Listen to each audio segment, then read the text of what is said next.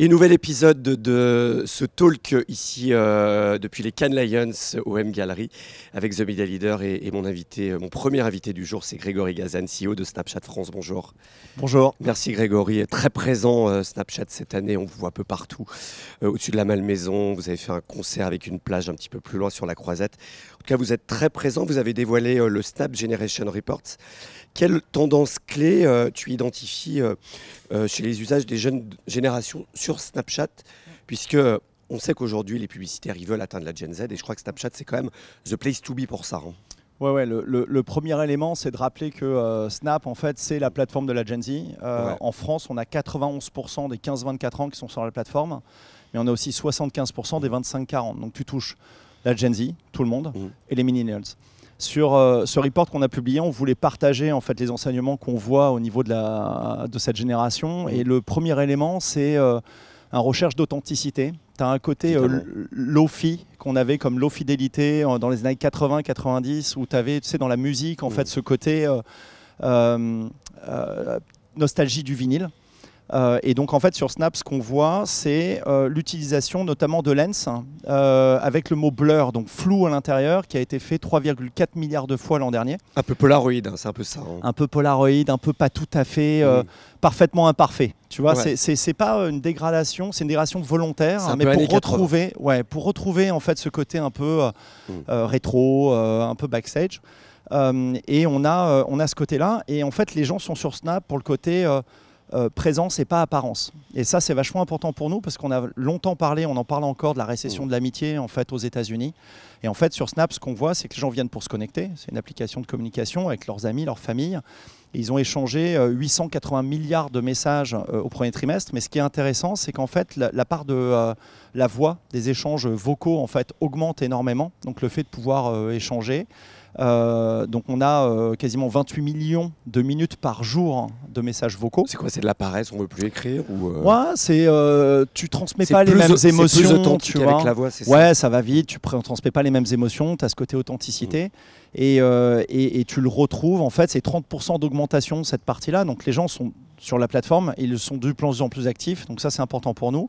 Et puis le dernier élément, c'est qu'en fait tu vois que les créateurs utilisent la plateforme de la même manière et donc pour nous et pour les marques c'est important dans le sens où ils ont l'habitude d'utiliser Snap pour communiquer avec leurs amis, leur famille, ils utilisent de la même manière pour pouvoir parler en fait de leur expérience à eux de créateurs et finalement les marques bénéficient un peu de tous ces éléments au niveau valeur que tu vas avoir sur la plateforme sur laquelle tu communiques. Donc en fait ce que je retiens c'est vraiment l'authenticité dans la façon dont on utilise la plateforme et la façon dont on écrit, dont on crée en fait dessus, c'est ça que tu retiens en fait. Ouais, tout à fait. Authenticité, spontanéité et puis un niveau d'engagement qui est extrêmement élevé, hein, puisque en France on a 26 millions d'utilisateurs tous les mois, mais c'est quasiment 20 millions tous les jours. Donc c'est vraiment une plateforme qui est dans ton quotidien. Vous avez toujours été hyper innovant sur les formats publicitaires, d'ailleurs des fois copiés là-dessus. Souvent copiés. Souvent copiés chez Snap. Vous avez lancé les AI Lenses et Smart Campaign Solutions. Tu peux nous en parler? Qu'est-ce que ça apporte aux marques? Oui, bien sûr. À Cannes, on met l'accent sur notamment 3 innovations au niveau format. Le premier, c'est les sponsored Snap, donc la capacité d'être maintenant présent dans le chat. Et pour les marques, de pouvoir parler comme la communauté parle à ses amis et sa famille, ça c'est vachement important pour nous parce qu'on leur offre ce côté justement, on vient d'en parler, mais authenticité, spontanéité. Les AI Lens, c'est dans toute la mouvance de l'IA. En fait, on a développé des outils d'IA qui nous aident à faire des créations en fait, visuelles extrêmement avancées avec un selfie. Donc tu te prends en selfie, mais avec ce selfie, on va pouvoir changer tes habits, ton environnement et te projeter dans un univers. Et donc ce qu'on offre aux marques, c'est cette possibilité quand on va prendre un acteur du voyage et tu as envie de projeter les gens sur l'Asie, sur les aurores boréales ou sur un cocktail sur Cannes, on va pouvoir juste à la base d'un selfie comme ça changer totalement la totalité de ton look.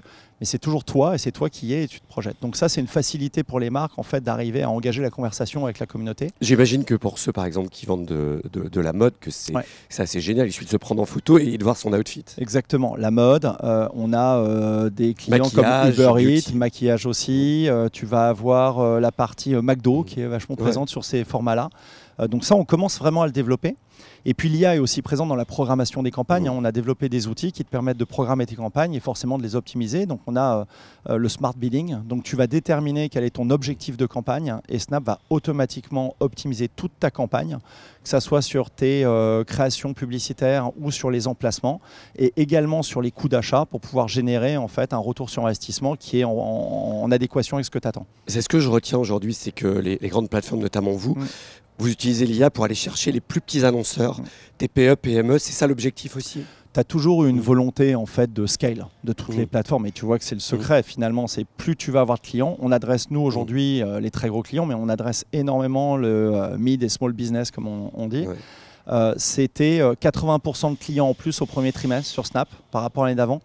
Donc on a vraiment une accélération très forte et ces clients-là, ils cherchent de la performance.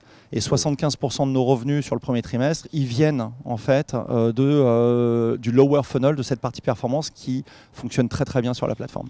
La brand safety, la transparence, c'est aussi essentiel avec ce foisonnement d'offres, avec beaucoup de fraude, etc. Comment vous travaillez là-dessus pour rassurer vos utilisateurs, c'est le grand débat, et rassurer aussi les annonceurs pour qu'ils soient dans un environnement qui soit le plus safe possible? Ouais, le premier sujet, c'est la sécurité de notre communauté, forcément, parce qu'on a cette responsabilité d'avoir énormément de jeunes sur la plateforme, et donc de pouvoir leur apporter une plateforme où on met en place en fait d'énormément d'outils sur la protection des mineurs.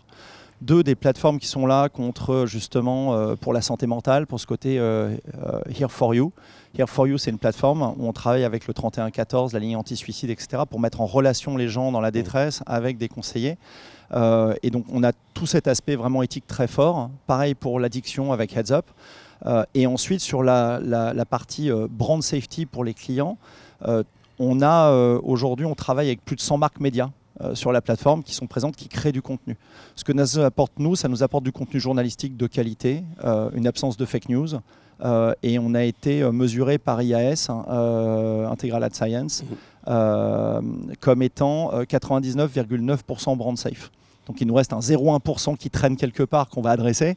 Mais voilà, on offre à nos marques en fait une plateforme qui est brand safe et qui est encore une fois sur l'authenticité et la spontanéité. Grégory, à Snapchat, c'est peut-être la tech, on va dire, la plateforme la plus créative à Cannes à chaque fois.